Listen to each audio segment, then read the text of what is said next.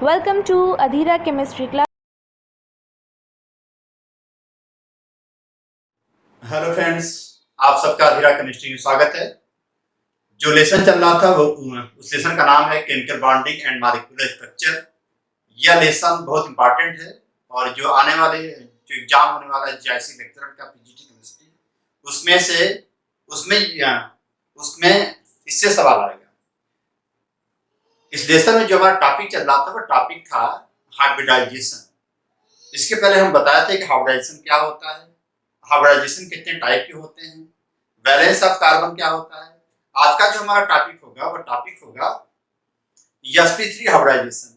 तो आप जानते हैं पहले से कि जो हाइब्रिडाइजेशन होता है वह 7 टाइप का होता है, sp3, sp2, sp, sp3d, sp3d2, sp3d3 और dsp2 होता है।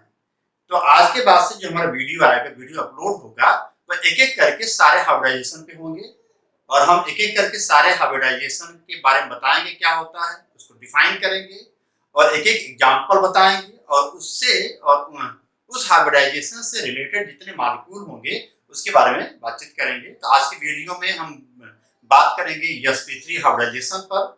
तो आप जो वीडियो को शुरुआत से अंत तक देखिएगा। जो लोग अभी तक हमारे YouTube चैनल को सब्सक्राइब नहीं किए हैं प्लीज इसको सब्सक्राइब करें, उसको शेयर कर दें, देखें और लोगों को जोड़ें। बहुत इंपॉर्टेंट टॉपिक शुरू होने वाला जा रहा है। आप जानते हैं कि ऑनलाइन क्लास पढ़ने का जो सबसे अच्छा आइडिया है कि आप कॉपी कलम लेके बैठिए और जो बोर्ड पर लिखाया जाता है उसको लिखिए। अगर कोई चीजें आपको समझ नहीं आती हैं, बातें नहीं समझ आती तो हमारे कमेंट बॉक्स में आइए और अगर उससे भी आपको दिक्कत होती है तो हमारे यूट्यूब चैनल पर अबाउट में एक नंबर होगा, जो हमारा व्हाट्सएप नंबर है, आप उससे संपर्क करके हमसे सीधे कांटेक्ट में आ सकते हैं। आपकी सभी समस्याओं का निदान किया जाएगा। तो शुरुआत करते हैं sp3 हाइब्रिडाइजेशन पर। sp3 हाइब्रिडाइजेशन,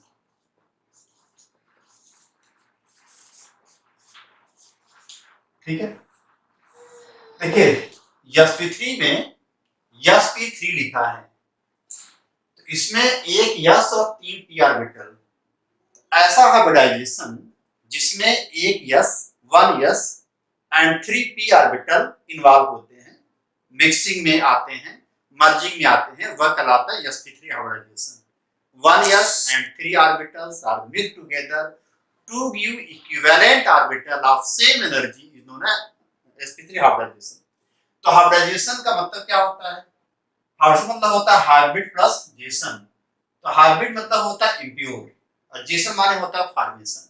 तो ऐसी घटना या ऐसी प्रोसेस, ऐसी फिनोमेनन या ऐसी एक्टिविटी जिसमें कोई भी एटम बॉन्ड बनाने के पहले अपने आप को ज्यादा स्टेबल करने के लिए अगर अपने बाहरी सेल के बाहरी सबसेल के बाहरी ऑर्बिटल को मर्ज करता है, मिक्स करता और मिक्स करके इकट्ठा नहीं होता है बल्कि उतने ही न्यू ऑर्बिटल अगर पैदा करता है तो उस घटना का नाम रखा जाता है हाइब्रिडाइजेशन। और हाइब्रिडाइजेशन को खोजने वाले, पहली बार ऑब्जर्व करने वाले, इंट्रोड्यूस करने वाले वैज्ञानिक का नाम है सिडविक एंड पावेल। मैं इसके पहले हमारा जो वीडियो आया तो बताया था मैंने कि हाइब्रिडाइजेशन क्या होता है, कितने टाइप का होता है। उसमें जो पहला टाइप है जिसका नाम है sp3 हाइब्रिडाइजेशन। देखिए एक्चुअल में पहला टाइप तो है sp, उसके बाद sp2, उसके बाद sp3 है। लेकिन जो sp3 हाइब्रिडाइजेशन है वो टिपिकल है और एक सैंपल है, एक एग्जांपल के तौर में हाइब्रिडाइजेशन के रूप में जाना जाता है। तो sp3 में जब एक s और 3 p ऑर्बिटल आपस में मिलता है, मर्ज होता है, तो वह कहलाता है sp3 हाइब्रिडाइजेशन। और इसका एग्जांपल हम लेते हैं मीथेन का। एग्जांपल में मीथेन मॉलिक्यूल को लेके हम समझाते हैं। मैंने कहा था कि अगर आपको पता करना होगा कि हाइब्रिडेशन क्या है तो जो भी आपको मॉलिक्यूल या आयन दिया जाता है उस मॉलिक्यूल या आयन में हाइब्रिडेशन पता करने के 2 तरीका है। एक तरीका जो मैंने फार्मूला दिया था उस फार्मूले पर अप्लाई कर सकते हैं। एक तरीका यह है कि उस मॉलिक्यूल को ओपन करो, खोलो, खोल करके उसका जो लेविस डॉट स्ट्रक्चर पता करो। उसके बाद उस मॉलिक्यूल में सेंटर एटम पता हो जाएगा। सेंटर एटम क्या होता है? वे सभी एटम सेंटर एटम होते हैं जिनकी वैलेंसी 1 से ज्यादा होती है। अब सेंटर एटम के किनारे राउंड आप देखिए इलेक्ट्रॉनों का पेयर कितने हैं। जितने इलेक्ट्रॉन पेयर्स होते हैं उतने ही ऑर्बिटल रिक्वायरमेंट होती है लेकिन इलेक्ट्रॉन पे जब गिनेंगे तो हम पाई बॉन्ड को छोड़ देते हैं। तो मैंने कहा कि अगर आपको मीथेन मॉलिक्यूल में पता करना होगा कौन सा हाइब्रिडाइजेशन होगा तो चाहे फार्मूला इस्तेमाल करें। फार्मूला क्या है बताया था आपको कि hybridization is equal to valence electron of central atom plus monovalent atom plus negative charge minus positive charge upon 2। यह फार्मूला है। क्या है? Hybridization equal to valence electron of central atom plus monovalent atom number of monovalent atom plus negative charge minus positive charge upon 2। तो अगर इस फार्मूले को इस पे अप्लाई करेंगे तो सेंट्रल एटम इसमें है कार्बन। कार्बन की वैलेंसी 4 होती है 4 लिखेंगे। मोनोवैलेंट एटम इसमें 4 है क्योंकि हाइड्रोजन एक बॉन्ड का फॉर्मेशन करता है। प्लस नेगेटिव चार्ज क्या है 0 है, कहीं पे चार्ज नहीं है। माइनस पॉजिटिव भी चार्ज क्या है 0 है। तो 4 प्लस 4 को जब इकट्ठा करेंगे जोड़ेंगे 8 आ जाएगा और 8 अपॉन 2 आ जाएगा 4 मान 4 ऑर्बिटल रिक्वायरमेंट है। यह हो जाएगा आपका क्या sp3 हाइब्रिडाइजेशन। यह हुआ फार्मूले, यह हुआ फार्मूले के आधार पे। अगर फार्मूला आपको नहीं याद है तो आप क्या कीजिए इस पूरे मॉलिक्यूल को ओपन कर दीजिए। तो सेंट्रल एटम आपका कार्बन है। कार्बन के आगे पीछे अराउंड 4 हाइड्रोजन होते हैं। कार्बन की वैलेंसी 4 होती है, उसको मैंने डॉट से हाइड्रोजन की वैलेंसी 1 होती है, ऐसे मैंने दिखा दिया। अब मीथेन मॉलिक्यूल का सेंट्रल एटम कौन है? कार्बन है। तो कार्बन के अराउंड इलेक्ट्रॉन पेयर 4 है, सभी सिग्मा बॉन्ड है, सभी इन्वॉल्व होंगे हाइब्रिडाइजेशन में। यह हो जाएगा sp3 हाइब्रिडाइजेशन। तो पहले मैंने कहा जब कभी एक s और 3 p ऑर्बिटल इन्वॉल्व होते हैं तब वहां हाइब्रिडाइजेशन होगा sp3। एग्जांपल मैंने लिया किसका? मीथेन का। अब हम क्या करें? अब जो कार्बन एटम है हम कार्बन एटम का इलेक्ट्रॉनिक कॉन्फ़िगरेशन लिखेंगे। इलेक्ट्रॉनिक कॉन्फ़िगरेशन कैसे लिखेंगे? एक बार लिखेंगे ग्राउंड स्टेट में, एक बार लिखेंगे एक्साइटेड में, एक बार लिखेंगे हाइब्रिडाइज्ड स्टेट में। तब देखिए क्या होता है। तो हाइब्रिडाइजेशन में जो भी सेंट्रल एटम होगा उसका इलेक्ट्रॉनिक कॉन्फ़िगरेशन लिखेंगे हम। तो लिखते हैं कार्बन का। देखिए कार्बन का 6 एटॉमिक नंबर होता है, आएगा 1s2 2s2 2px1 2py1 2pz0। यह आपका हो गया ग्राउंड स्टेट जिसको हम सामान्य अवस्था कहते हैं। जो मैंने लिखा है यह ऑर्बिटल है। अब जो आधुनिक केमिस्ट्री आई है उसमें किसी एटम का जब इलेक्ट्रॉनिक कॉन्फ़िगरेशन लिखते हैं तो सेल या सबसेल की बात नहीं करते हैं बल्कि ऑर्बिटल की बात करते हैं। जब ऑर्बिटल का लिखेंगे तभी पता चल जाएगा कि उस एटम के बाहरी सेल के बाहरी सबसेल के बाहरी ऑर्बिटल में नंबर ऑफ अनपेड कितना है उसके हिसाब से हाइब्रिडाइजेशन और सिग्मा बॉन्ड पाई बॉन्ड बनने के चांस और वैलेंस बॉन्ड थ्योरी अप्लाई करती है। इसके बाहरी सेल के बाहरी सबसेल के बाहरी ऑर्बिटल में कितना ऑर्बिटल है? 1 2 3 4 ऑर्बिटल है। इसमें से 2 अनपेड है, वैलेंसी तो 2 होगी लेकिन कार्बन वैलेंसी 4 होती है। 4 बॉन्ड का फॉर्मेशन होता है। 4 बॉन्ड तो अब जो है इसमें नहीं बनेगा क्योंकि बॉन्ड बनने के लिए बाहरी सेल में इलेक्ट्रॉनों का होना अनिवार्य नहीं है। बॉन्ड के लिए बाहरी सेल के बाहरी सबसेल के बाहरी ऑर्बिटल में अनपेयर्ड का होना अनिवार्य है। इसमें 2 अनपेयर्ड है। तो यह एज्यूम किया गया है कि इसमें से एक इलेक्ट्रॉन जंप करके किसमें आ जाता है? 2pz में। जब जंप करके इसमें आ जाएगा अब यह हो जाएगा किसमें? एक्साइटेड में। 1s2 2s1 2px1 2py1 2pz1। ये क्या हो गया? एक्साइटेड स्टेट हो गया जिसे कहते हैं उत्तेजित अवस्था। अब देखिए इसमें 4 ऑर्बिटल हो गए, चारों अनपेयर्ड है। एक s है, px है, py है, pz है। सोचिए अगर इसी हालात में इसी कंडीशन में चारों हाइड्रोजन आके बॉन्ड का फॉर्मेशन करते तो चारों ऑर्बिटल अलग अलग हैं, तो बॉन्ड भी अलग अलग बनेंगे, तो स्टेबिलिटी को दिक्कत होगी। इस समस्या को दूर करने के लिए मॉलिक्यूल ज्यादा स्टेबल हो जाए, आप जानते हैं केमिकल बॉन्डिंग का जो सबसे मेन मोटो होता है वह होता है to acquire extra stability, stability को ज्यादा बढ़ाने के लिए। पर हाइब्रिडाइजेशन का भी जो उद्देश्य है वह स्टेबिलिटी को बढ़ाने के लिए ही होता है। तो अब कहा गया इसको चारों को क्या करते हैं, मिला देते हैं, चारों को मिक्स कर देते हैं, मर्ज कर देते हैं। जब मिक्स कर देते हैं, मर्ज कर देते हैं, तो अब न यस होगा, न पीएक्स होगा, न पीवाई होगा, न पीजेड होगा, अब हो जाएगा sp3। जब मिले थे सभी प्योर थे, सबका आकार अलग अलग था, सबकी एनर्जी अलग अलग थी, बॉन्ड बने अलग अलग, लेकिन जब मिल गया, मिक्स हो गया, तो सबका आकार सेम हो गया, सबकी एनर्जी सेम हो गई, सबका बॉन्ड भी सेम हो गया। यह घटना कहलाती है क्या, sp3 हाइब्रिडाइजेशन, इसको sp3 हाइब्रिडाइजेशन कहते हैं।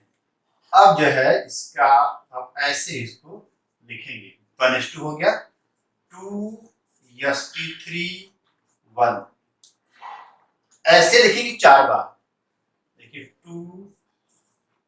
2sp3 1, 2sp3 1, फिर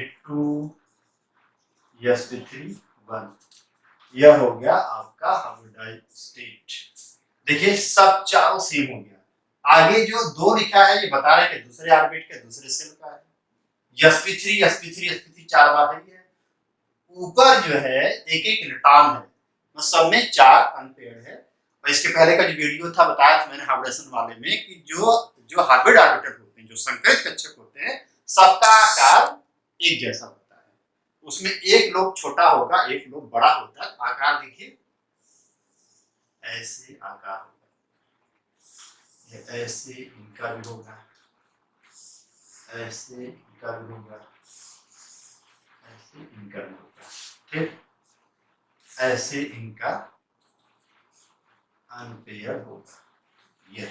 ये 4 sp3 हाइब्रिडाइज्ड ऑर्बिटल का फॉर्मेशन हुआ है, जिनकी एनर्जी, जिनका आकार क्या है, एकदम समान है, सेम है। अब यही चारों हाइड्रोजन से बॉन्ड का फॉर्मेशन करेंगे। यह आपका हो गया GS हो गया, ES हो गया, HS हो गया है। अब हम इन्हीं चारों को लेकर के बॉन्ड का फॉर्मेशन करेंगे, ठीक है। अब ये चारों का आकार चूंकि सेम है, एनर्जी इनकी सेम है, तो ये आपस में रिपल करेंगे।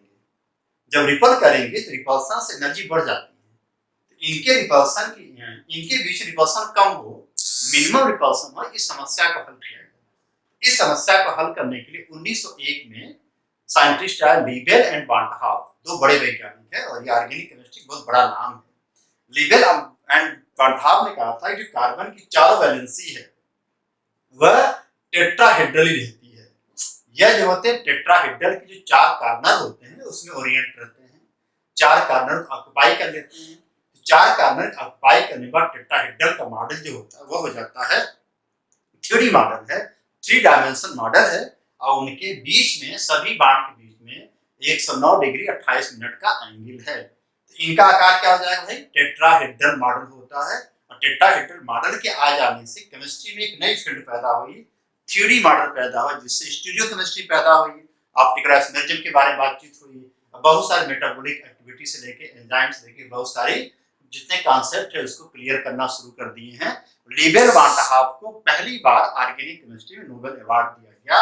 इन्होंने केमिस्ट्री में एक नई ब्रांच पैदा की जिसका नाम रखा गया 3 डायमेंशनल केमिस्ट्री। इन्होंने कहा कि कार्बन की वैलेंसी, जो कार्बन चारों बॉन्ड होते हैं टेट्राहेड्रली 4 कोने पे अरेंज रहते हैं, ऑक्युपाई रहते हैं, उनके बीच में बॉन्ड एंगल होगा 109.28 मिनट। अब ये जो मैं लिखा हूं आप इसका स्क्रीनशॉट ले सकते हैं, इसको लिख सकते हैं। मैंने कहा था कॉपी कलम लेके बैठिए और इसको लिख सकते हैं, उतार सकते हैं, नोट डाउन कर सकते हैं और स्क्रीनशॉट ले सकते हैं। इसका आगे बढ़ते हैं। अब हम बना लेंगे मीथेन का आकार डायग्राम, इसको हम मिटाते हैं, ठीक है। अब यही जो हाइब्रिडाइजेशन है इसी को हर जगह आप अप्लाई कर सकते हैं, क्योंकि केमिस्ट्री में sp3 हाइब्रिडाइजेशन को ही बहुत सारे मॉलिक्यूल फॉलो करते हैं, जिसमें वाटर है, अमोनिया है, हाइड्रोनियम आयन है, अमोनियम आयन है। ठीक है, अब हम डायग्राम बनाते हैं टेट्राहेड्रल मॉडल।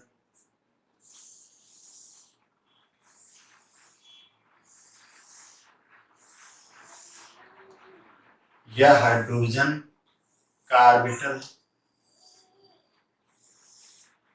क्योंकि इसका लोब, एक लोब छोटा है, एक लोब बड़ा था, एक लोब अंदर आ गया, जब ये आपस में बांड बनाया तो अंदर घुस गया है।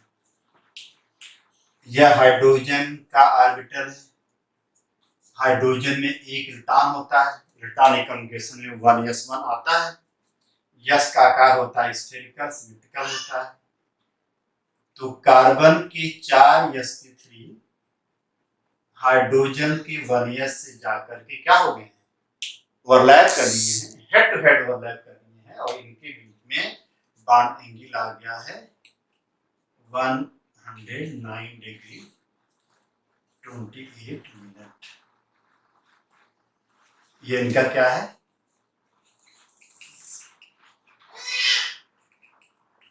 Tetrahedral model. यह टेट्राहेड्रल मॉडल है। यह चूंकि 3 डायमेंशनल मॉडल होता है, इसमें 3 बाण आपके सामने है जिसको नियर कहते हैं, और एक बाण पीछे जिसको हम रियर कहते हैं। एक्चुअल में पेपर पे ड्रा नहीं हो सकता है, एक मॉडल के रूप में यह है, 3 डायमेंशनल मॉडल है। यह हो गया sp3 हाइब्रिडाइजेशन हो गया। अब sp3 हाइब्रिडाइजेशन जो है वह अप्लाई होता है किसके ऊपर, अमोनिया के ऊपर अप्लाई होगा, H2O के ऊपर अप्लाई होगा, अमोनियम आयन के ऊपर भी अप्लाई होगा, अमोनिया है,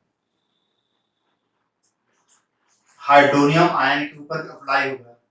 जब अप्लाई तो होगा, लेकिन जो आकार होगा, जो बॉन्ड एंगल होगा, वह रेगुलर नहीं होगा, क्योंकि लोन पेयर के आ जाने से आकार बिगड़ जाएगा, आकार डिस्टार्ट हो जाएगा, इरेगुलर ज्योमेट्री पैदा हो जाएगी। उसके लिए हमें वेस्टर थ्योरी फॉलो करानी पड़ती है, जिसका नाम होता है valence shell electron pair repulsion theory. हम जब हाइब्रिडाइजेशन को पढ़ा लेंगे एक एक करके, तब जाके वेस्टर थ्योरी अप्लाई करेंगे। वेस्टर थ्योरी अप्लाई करके तब पता चलेगा मॉलिक्यूल का एक्चुअल स्ट्रक्चर क्या होता है। अगर कहीं पर केवल बॉन्ड पेयर है, सिग्मा बॉन्ड है, तब वहां पर हाइब्रिडाइजेशन जो स्ट्रक्चर आप जानते हैं वही होगा। लेकिन अगर कहीं पर लोन पेयर आ गया तो हाइब्रिडाइजेशन के स्ट्रक्चर में बिगड़ाव, इरेगुलरिटी या डेविएशन पैदा हो जाता है, क्योंकि लोन पेयर बॉन्ड पेयर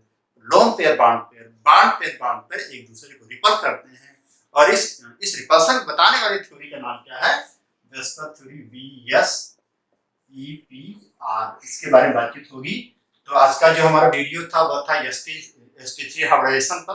आज वीडियो में हम बताए थे sp3 क्या होता है, उसके लिए मैंने मीथेन का एग्जांपल दिया था, फार्मूला बताया था कि आप कैसे कार्बन का GS लिखेंगे, ES लिखेंगे, HS लिखेंगे, और कैसे अप्लाई करके इसका आकार आप पैदा करेंगे। तो आज का जो हमारा वीडियो था वह था sp3 हाइब्रिडाइजेशन। सारे लोगों ने वीडियो पूरा देखा होगा, समझ में आया होगा। अगर वीडियो आपको समझ में आता है, इसको लाइक कर दीजिएगा, शेयर कर दीजिएगा, और अभी तक जिन लोगों ने अधीरा केमिस्ट्री के यूट्यूब चैनल को सब्सक्राइब नहीं किया है, उसको प्लीज सब्सक्राइब कीजिए।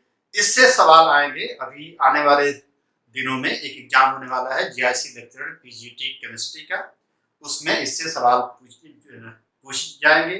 और ये जो टॉपिक है, यह स्कूलिंग, फाउंडेशन, मेडिकल और इंजीनियरिंग की सभी परीक्षाओं के लिए, BSc के बच्चों के लिए भी फायदेमंद है। वो भी इसको देखें, इसका फायदा उठाएं। और हाइब्रिडाइजेशन इतना इंपॉर्टेंट टॉपिक है कि किसी भी सिलेबस के लिए यह बहुत ज्यादा फायदेमंद है। तो वीडियो को पूरा देखने के लिए बहुत बहुत धन्यवाद। जो हमारा अगला टॉपिक होगा वह होगा sp2 हाइब्रिडाइजेशन। बहुत बहुत धन्यवाद।